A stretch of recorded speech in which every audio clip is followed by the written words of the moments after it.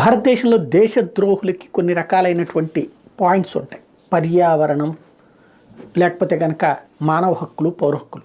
వీళ్ళందరూ దేశద్రోహులు అన్నారు. కానీ దేశం దృక్పథంతో ఆలోచించలేని దేశద్రోహులు వీళ్ళు. ఫస్ట్ ఏ ఇష్యూ అయినా సరే మొట్టమొదట దేశం దృక్పథంతో చూడాలి. ఆ తర్వాత నువ్వు దాంట్లో మానవత్వం చూసుకో, దాంట్లో పౌరులు చూసుకో, దాంట్లో మానవ హక్కులు చూసుకొని ఇష్టం వచ్చింది చూసుకో, జీవకారుణ్యాలు చూసుకో. ఇప్పుడు జెనోసైడ్ అన్న ఒక పేరుతో నరేంద్ర మోడీ మీద ఒక కుట్ర ప్రారంభించారు. ఎట్లాగా? మాల్దీవులు అనేటువంటి దానికి మన దేశంలో వాళ్ళందరూ గుడ్డె దిశలో పడ్డట్టు టూరిజానికి అక్కడికి పోతూ ఉంటారు. విపరీతమైనటువంటి ఆదాయం. వాడు ఆ డబ్బులతో కొవ్వెక్కి చైనా వాడితో కాంప్రమైజ్ అయిపోయి భారత్ని దూరం పెట్టాలనుకున్నాడు.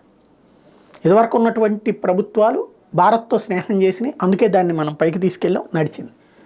ఒక్కసారిగా చైనా వాడితో కొలైడ్ అయిపోయి, అంటే ఈ గుడ్విల్ని చైనా వాడికి అమ్మేసుకున్నాడు కొత్త ప్రభుత్వం వాడు దాన్ని అడ్డు పెట్టేసి భారత్ని బయటికి తరిమేయాలని చూస్తున్నాడు.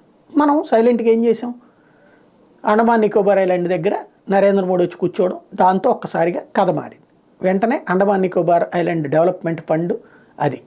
ఇప్పుడు కొత్తగా అక్కడ ఒక 900 మంది అటవికులు ఉన్నారు, ఒక జాతికి సంబంధించినటువంటి వాళ్ళు. ఈ జాతులు సాధారణ ప్రజల్ని ఒప్పుకోరు, కలవరు. అట్లాంటి మనుషులు ఇప్పుడు ప్రమాద బారిన పడిపోతారు. వాళ్ళందరూ ఈ మామూలు అంటే మన జీవన స్రవంతిలో ఉండేటువంటి వాళ్ళు కాదు, వాళ్ళు ఆటవికులు అంటూ ప్రధానంగా హైలైట్ చేస్తూ, అట్లాంటి వాళ్ళందరూ కూడా అన్యాయం అయిపోతారు. 400 మంది దాకా ఇట్లాంటి వాళ్ళు ఉన్నారట. ఇందులో ఏదైతే India plan for untouched Nicobar islands will be death sentence for isolated tribe.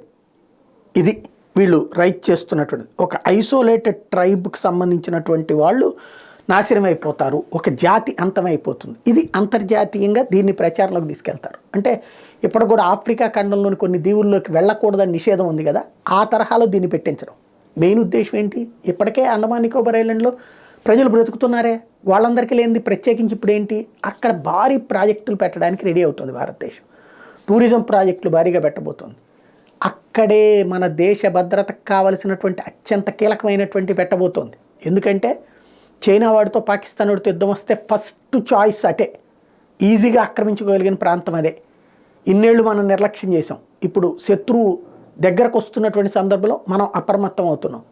దానికి ఈ యాంగిల్ చేస్తే రివర్స్ యాంగిల్లో నరేంద్ర మోడీ ఒక జాతిని అంతం చేస్తున్నాడు అన్నటువంటి పేరుతో ప్రచారం ప్రారంభించారు గార్డియన్ లాంటి వాళ్ళు.